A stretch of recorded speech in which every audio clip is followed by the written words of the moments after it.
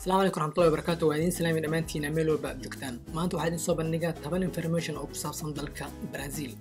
Brazil waxay leedahay albeerada adduunka ugu badan markii laga saaro Mareykanka. Maxaabiista Brazil buug walba ay akhriyaan waxaa laga jaraa xukunkood 4 maalin.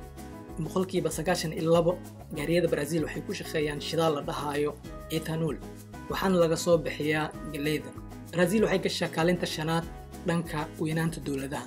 2008 dawladda Brazil waxay keentay sharci in oo qof walba oo rabo inuu jinsigiisa bedelo uu bedeli karaa. Brazil waa dawladda ugu badan adduunka oo ay leedahay ciyaartooy. Brazil waa dawladda kali oo ka tirsan Latin America oo ka qayb gashay dagaalka adduunka labaad. 2004 dawladda Brazil waxay soo gelisay website-ka eBay doonta diyaaradaha qaado.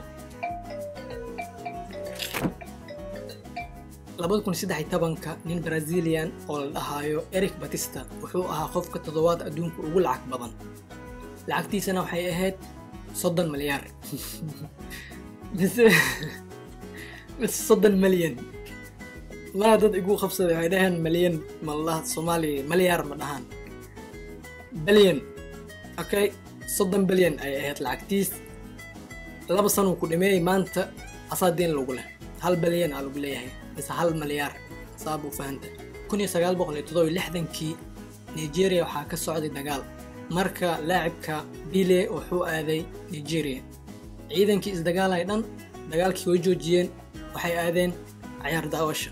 dagaalkii dhan way joojiyeen ciyaar inay fiirsadaan ay aadeen. waxaas laacib laha mis ciyaartooy dadka hadda jira maaha. intaas ayaa idin soo bandhigay waxaan rajaynayaa inay ka faa'iideyn. Assalaamu calaykum waraxmatullaahi wabarakaatuh.